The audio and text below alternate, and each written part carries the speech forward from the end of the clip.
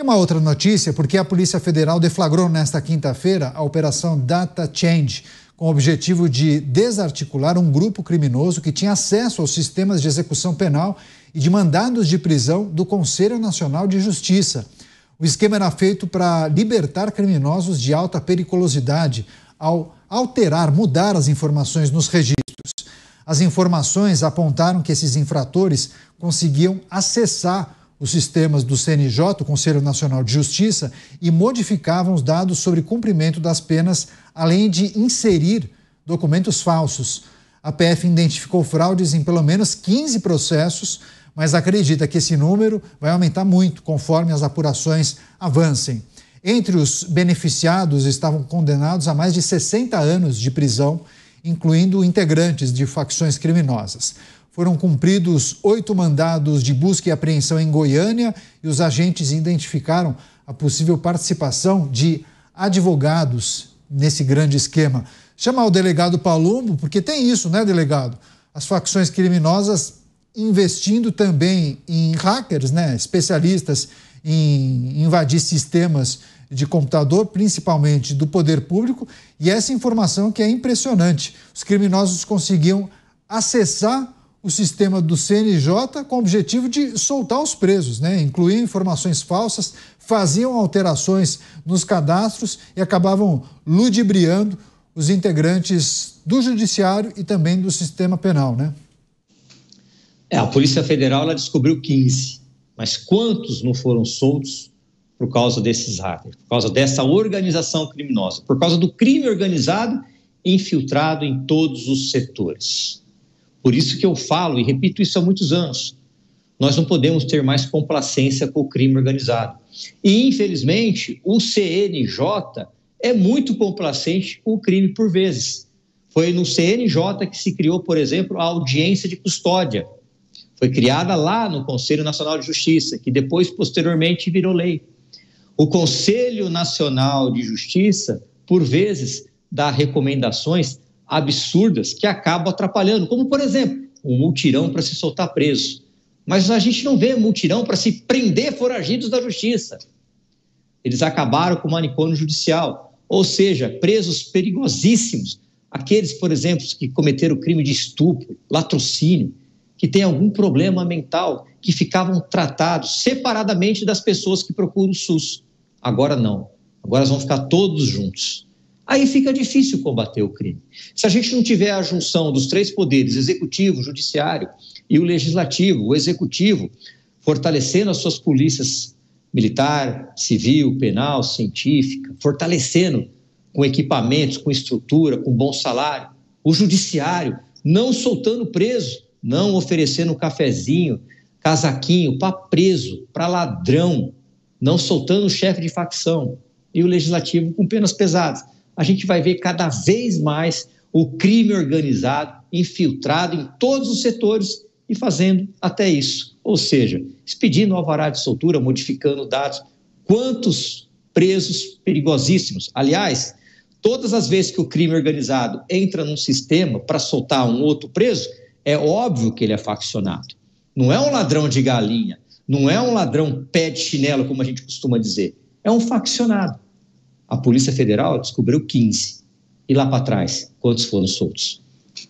Pois é, inclusive muitos se questionam, bom, mas como os integrantes da facção conseguem adquirir tanto conhecimento para conseguir invadir esses sistemas que possuem uma proteção específica, né? Não é qualquer um que consegue invadir um sistema do Conselho Nacional de Justiça.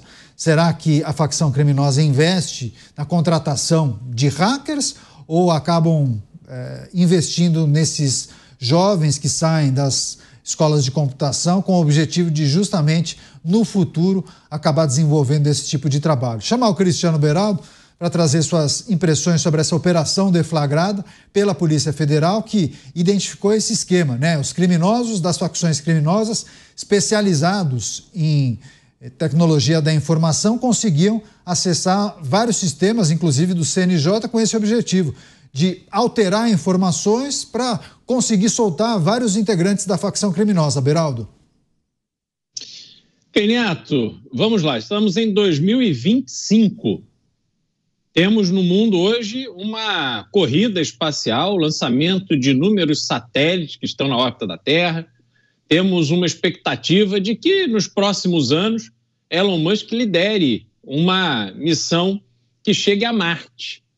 A gente está vendo a transformação do mundo com a inteligência artificial. No Brasil, o Brasil dá o exemplo para o mundo, inclusive exemplo que vem de uma unidade do nosso judiciário muito próxima aos membros, alguns membros do CNJ, que é o Tribunal Superior Eleitoral, que oferece à população brasileira um exemplo para o mundo de urnas eletrônicas invioláveis num sistema altamente protegido, que às vésperas de cada eleição é exposto para os hackers tentarem acessar e ninguém consegue. Então, conhecimento e tecnologia para fazer um sistema à prova de hackeamento existe. Está acessível aos responsáveis do CNJ. Será que eles não usaram todo esse conhecimento, essa tecnologia, para proteger um sistema que coloca bandidos na rua? Porque esses bandidos, eles não apareceram na prisão.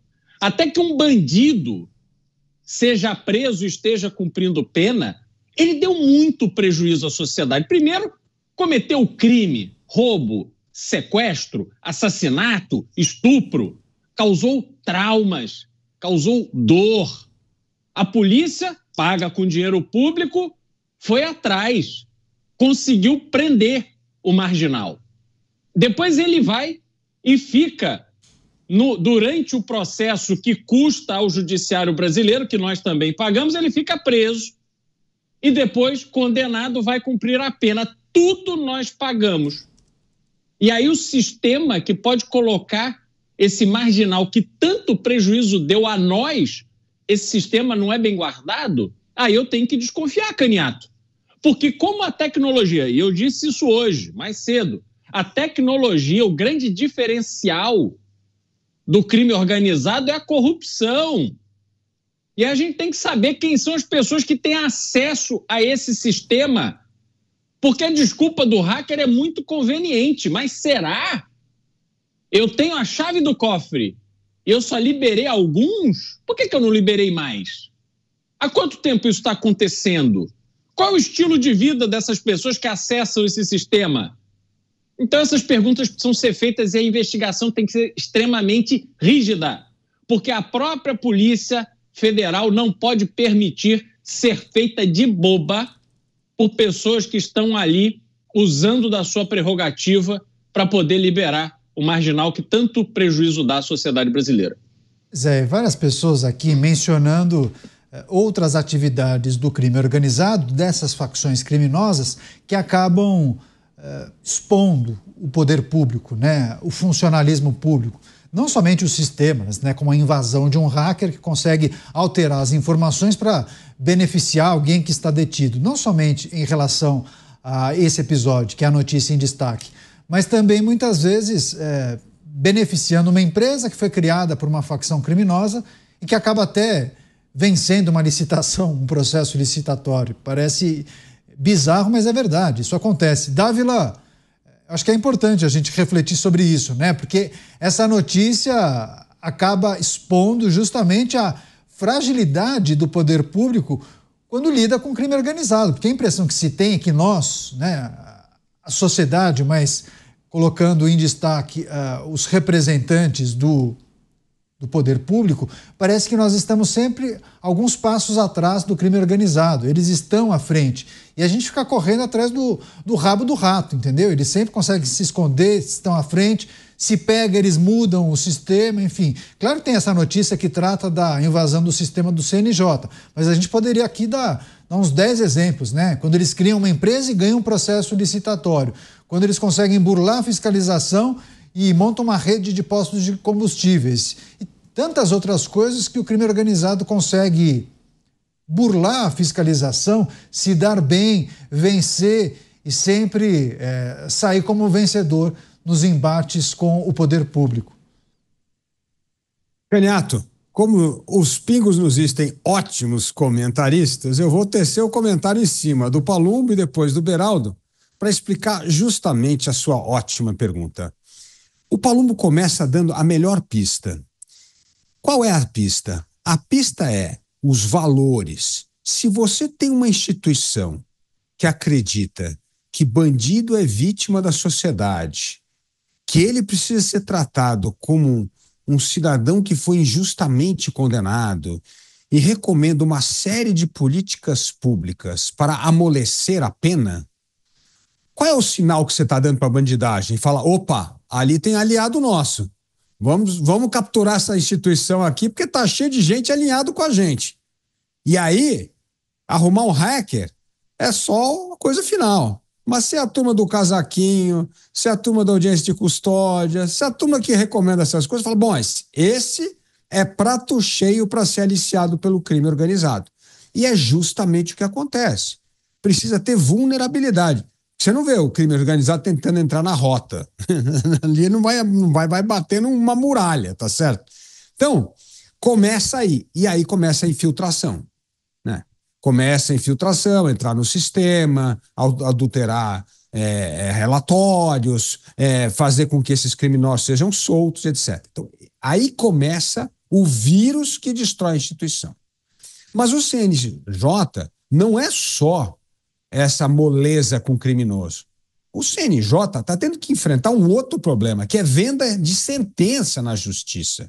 E também aí o corporativismo da justiça e começa a vir à tona quantos casos nas justiças estaduais de venda de sentença. Ou seja, o crime está infiltrado no comércio de sentença, na liberação de presos perigosos por meio de ingresso no sistema por meio de um hacker. Então, esse sistema está bichado. Precisa ter uma intervenção rápida no CNJ, porque não é uma coisa, são várias coisas que estão acontecendo debaixo do nariz da turma do CNJ e não está acontecendo nada. Precisamos fazer uma coisa importante de ação para conter os danos de um sistema que está bichado. É isso que está acontecendo com o CNJ hoje no Brasil. O segundo ponto é a ótima colocação do Beraldo. Como é que um governo que tem um sistema de inteligência para blindar as eleições anti-hacker não funciona em outros setores? E aí, meu amigo Beraldo, a resposta é o seguinte: apesar da tecnologia, o Brasil tem um sistema público que tem feudos. Cada feudo tem o seu sistema. E você quer fazer um sistema que não conversa com outro sistema para você ter o monopólio de poder naquela área.